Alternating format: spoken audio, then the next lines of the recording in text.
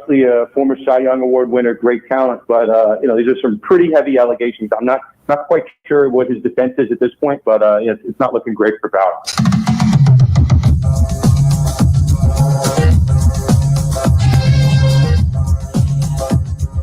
All right, more legal situations in the world of sports. We need a legal insider every day of the week. It's crazy. Justin, who's our official ESPN Las Vegas legal insider. We talked to Dan Lutz before. That was his voice coming in. He was on Extra in San Diego. And how amazing is that with the Deshaun Watson story now developing to where Watson showed up to practice? He's like, all right, hey, no one said I can't, so I'm coming. We'll talk about what the NFL could do, will do. And he was kind of pitting the situations, not against each other, but talking about Trevor Bauer in Major League Baseball and Deshaun Watson in the NFL. And it was kind of crazy to hear Rob Manfred may have set the precedent, because I think so many people out there, like the Major League Baseball commissioner, is a little less than put together at times. So what do you think about the Watson situation now? I think they're drastically different situations. Okay.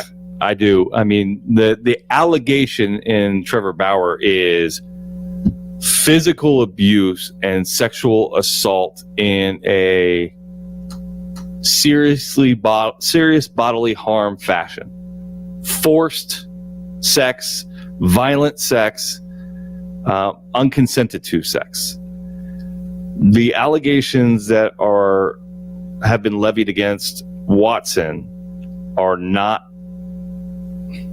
I'm not saying that I'm not promoting them, but on the bandwidth, on the spectrum of sexual assault, they are on the lower end of sexual assault, which is an unwanted touching, an unwelcome touching, an unprofessional environment, with the exception of the one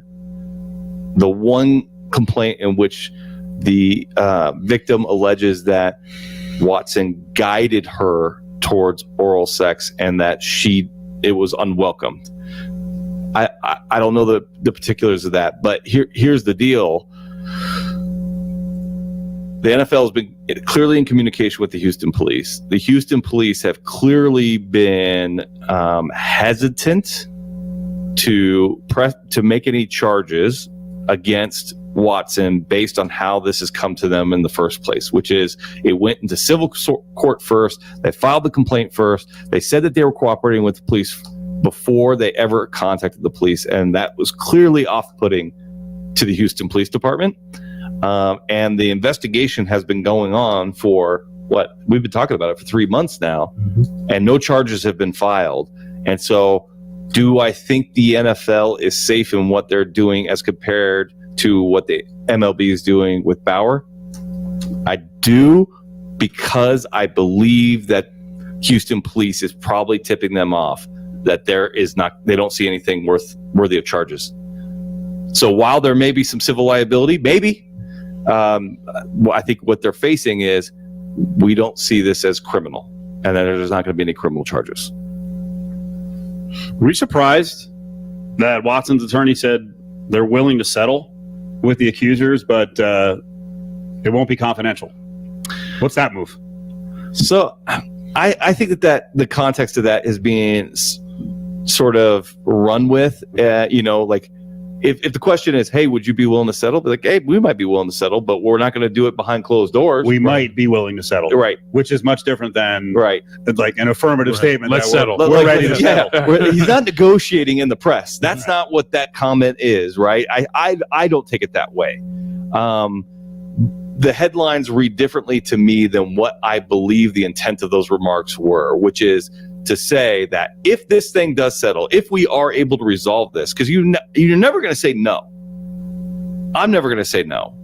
Are you willing to settle? Because I don't know what the offers are out there, right? If these accusers offer to walk away for nothing, would I accept that? Yes, I would accept that. Is technically that a settlement? Yes, it is.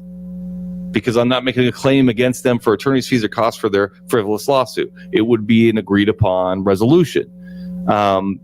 I would agree to that. So I think expressing a willingness to settle a case does not necessarily mean what I think the public thinks it means. So, but if there was a statement affirmatively of like, yeah, we would like to settle with these people, It's slightly different, and I would be surprised if a comment came out of an attorney's mouth in this situation in that fashion. Settlements are generally viewed as you're guilty, right, in terms of the other party, and it doesn't necessarily mean that money exchanges hands, right? They could agree to a numerous amount of things in a settlement in terms of this.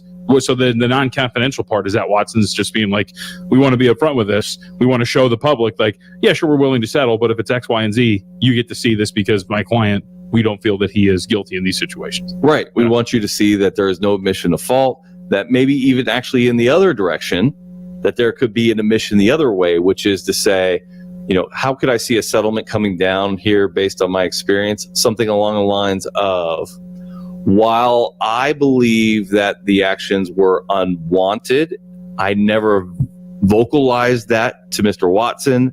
And therefore, as I understand that he may have believed that they were wanted. But in order to resolve this, we're going to sell the case for $50,000, right? If that were out in the public, how would the public take that? I don't know that they would take that as an admission of liability on the part of Watson, if that's what the facts are agreed upon by the two parties. I didn't want it, but I didn't say I didn't want it. Watson says, I thought she wanted it. Flip the page. Let's get to an important issue developing right now, and I think it's going to be a really big story moving down the road, and that is mental health in sports. We've seen stories now with Simone Biles, our own Robin Leonard here, with the Vegas Golden Knights, Paul George going back to the bubble, Naomi Osaka, and dealing with the media. I want your sports take first, but I also want you to react to this one. Piers Morgan said, are mental health issues now the go-to excuse for any poor performance in elite sport? What a joke. Just admit you did badly, made mistakes, and we'll strive to do better next time. Kids need strong role models, not this nonsense. So from a sports standpoint, and also you're a parent, what do you think of all this? I think a stronger role model is somebody who admits that they have mental lapses or mental weaknesses or emotional issues, rather than somebody with false bravado. That's number one. I don't want my kids looking up to somebody who's some Mr. Tough guy. I don't want to be a dad who never admits that I'm wrong, that never admits I'm vulnerable, that never admits I'm weak, because I'm creating a unlivable standard for my kids. So I'm on the opposite side of the spectrum from Piers Morgan in that comment. And it also sounds like a comment of somebody who's probably never competed at an elite level physically of anything, because that's just my take. I've seen a lot of that from media people, but especially high-level athletes. And there's a ton of pressure, and these Olympics are really weird too. Now, here's my take on Biles. I don't know anything about gymnastics. But I will say, when I watched her vault in real time before the news had broke, right? They recorded it in real time as they're watching it. The color commentator immediately said she lost where she was in the air. Right. Like she lost it. And they asked her, does that happen? They said, yes, that happens to every gymnast at some point. You just hope it doesn't happen in competition. I don't have any experience with that, so I got to defer to them. I have no idea, but I imagine if that is a real thing where you can lose your sense of up and down and balance and orientation, that doing tricks that nobody in the world is even willing to try is probably not a safe thing to do. Now, on the flip side, afterwards in her comments, where she says it's the mental aspect of things, it's hard to be the face of the Olympics. Here's where I think that a little bit of ownership on her part might have gone a long way, because in every commercial break, what do I see? A Simone Biles commercial. She has agreed to marketing, all the different marketing that she does. Now, I'm sure she didn't agree to that marketing with the idea that it was going to add too much pressure for her to be able to take under the situation. But it has to have contributed, because would she be the face of the Olympics had she not sought those marketing and endorsement deals?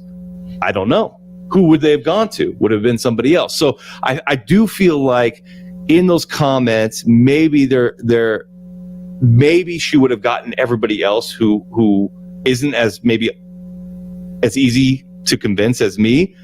Would she have everybody there that said, and part of it is I bit off more than I could chew. I took on too much. I accepted being the face of this. I accepted the endorsements. I accepted all the interviews, and the pressure was too much. I actually think it was framed oddly, because she immediately said, no, it's not an injury. I actually would consider it an injury.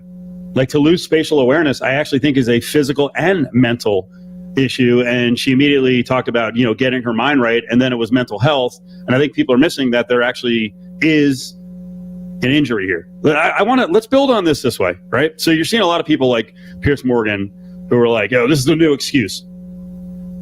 Legitimately moving forward, what is going to happen in the average workplace?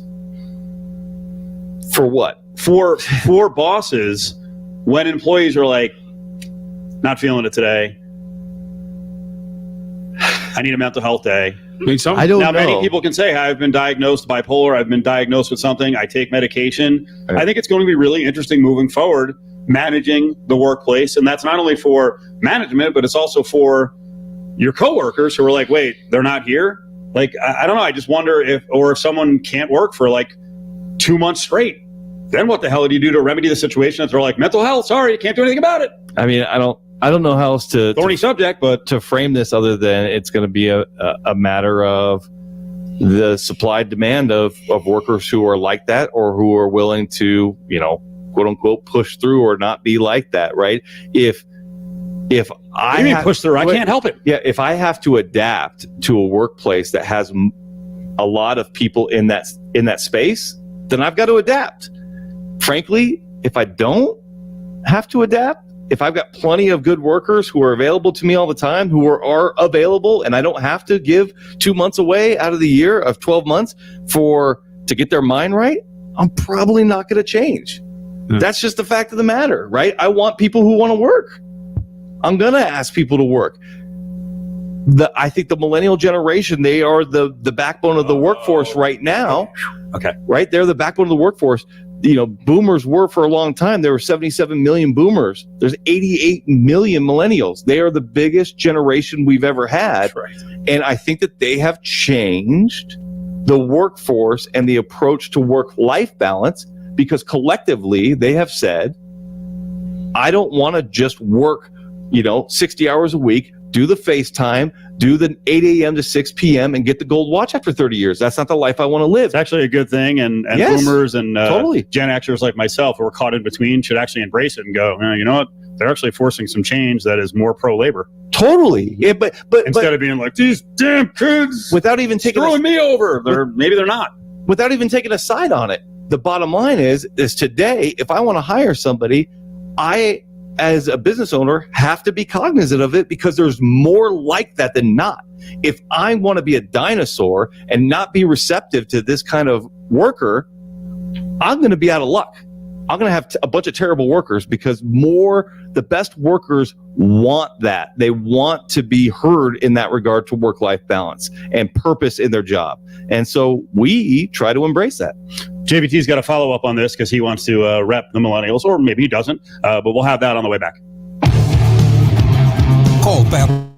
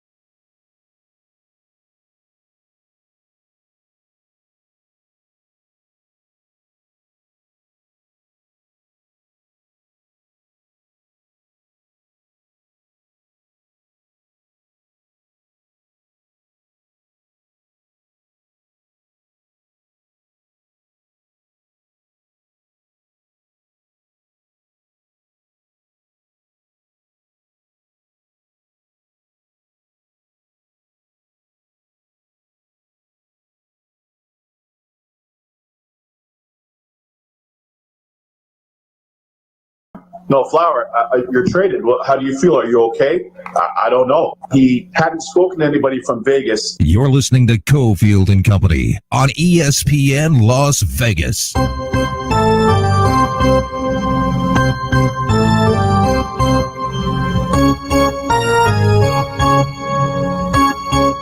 My Lord, there's so much to break down with some of the stuff around the Fleury trade. That was Kevin Weeks talking to NHL Network about, again, it started with Alan Walsh, the agent, who sent out a thing early yesterday morning saying, hey, they didn't even tell him about the trade. And then McCrimmon, the GM, comes back in the afternoon. He's like, we were talking to him the whole time. I can't tell him at the moment because it wasn't official. Someone else leaked it.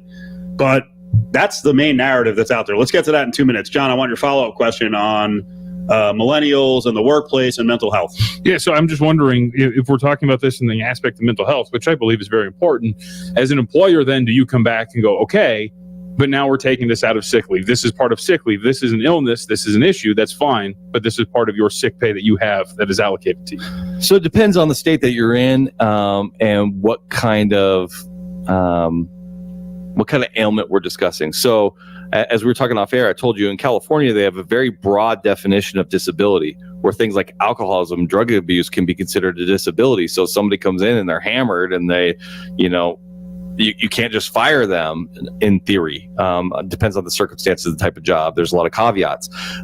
If somebody comes in and says, I'm not feeling well today, I need I'm mentally not there.